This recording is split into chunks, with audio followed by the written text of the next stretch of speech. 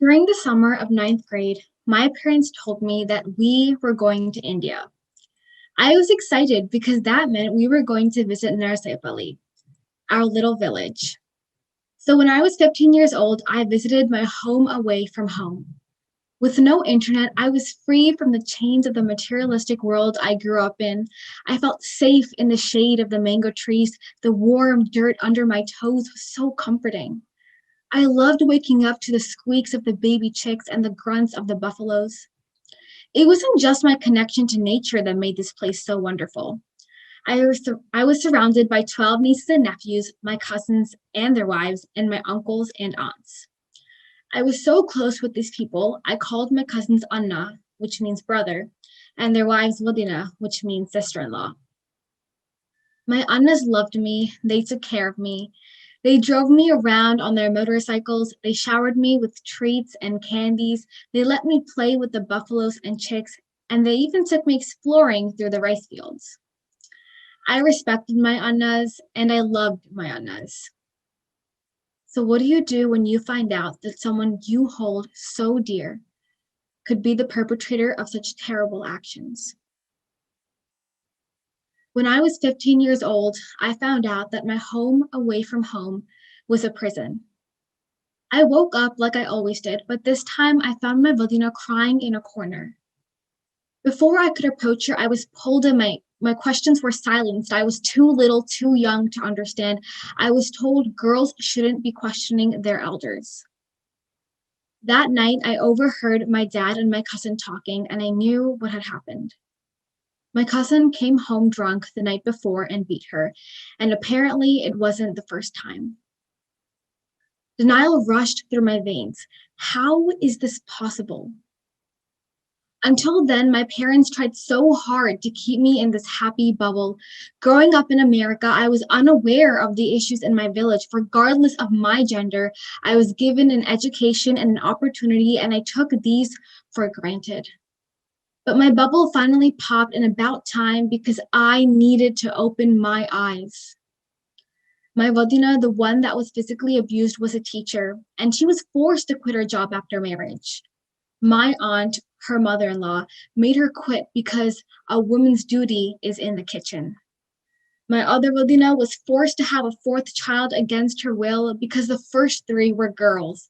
And of course, in their eyes, a boy is more valuable.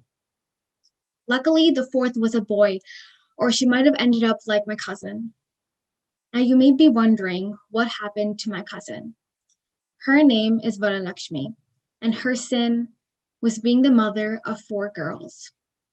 Although you and I learned in biology that the male determines the gender of the baby, they didn't. Most of my relatives did not go to college. Many didn't even go to school. So they blamed Varalakshmi. Her in-laws said that she's cursed and her own husband is ashamed of her. She's treated like the garbage that litters the streets of India. When I visited again years later, nothing changed. A relative I had met for the first time told me it was so nice to finally meet me, that I was outgoing and funny, but it would have been better if I were a boy. I finally saw how people whispered about my dad because he was the only one in his family to have two daughters and no sons. And he didn't care, but I did. I felt angry, but I also felt like crying. I felt like I was not enough, that being who I was a dishonor. There was so much anger and sadness inside me. Who was I supposed to blame? Who do I hold accountable for the bruises of my Vodinas, the tears of my cousin, and my own anger? When I looked at the problem from a larger perspective, I couldn't blame one person. It wasn't just one brother or one aunt. It was everyone, men and women, and that's what surprised me, that women were equally, if not more, enforcing the abuse. My aunts and Vodinas believed in gender roles. My Vodinas and cousins refused to stand up because they believed that this was a part of being a woman. And they taught their own daughters that this is normal, and they told their own sons that this is okay. It is a cycle that my Vodinas and cousins, their mothers, and their children are victims of. It is a cycle that exists everywhere. According to the UN Women, globally 35% of women have experienced physical or sexual violence. This figure is a world average and can rise up to 70% in some countries. This figure does not even include sexual harassment or females that have kept their abuse a secret. This cycle affects millions of women by depriving them of opportunity. UNICEF estimates that about globally 135 million girls do not go to school. These girls struggle to get jobs and to be independent, and as a result, they're often married off and female oppression continues. In society, women are devalued and forced to stay at home. In many places, those who try to get a job are discriminated against in the workplace solely based on their gender. This makes them lose confidence, and it also affects their mental health. In fact, according to a 2016 study on depression and gender roles by Afshin Bafai and his colleagues, there is a higher rate of depression in women than men. While part of this reason is biological, the other half of this reason includes inequality and physical abuse. So who do I blame?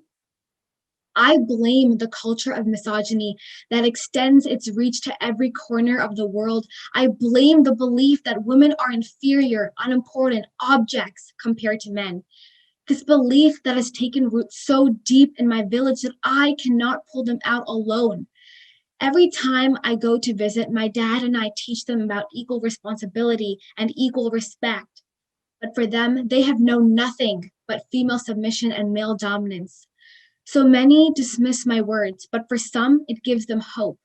And that is a start. I tried to be a protective barrier for my female relatives, but it's hard for just one person to knock down a force that has been existing for years. So now I use my voice to educate and advocate for gender equality, and I encourage you to do the same, because together we can change things. Thank you.